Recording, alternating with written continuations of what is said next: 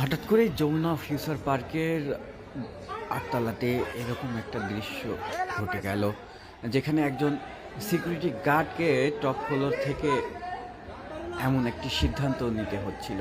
সে সুর করে জানাচ্ছিল সে দীর্ঘ 2 মাস যাবৎ বেতন পায় না, আর বেতন চাইতে গেলে তাকে দেয়া হয়েছে গালিগালাজ, এমনকি গায়েও হাত তোলা হয়েছে।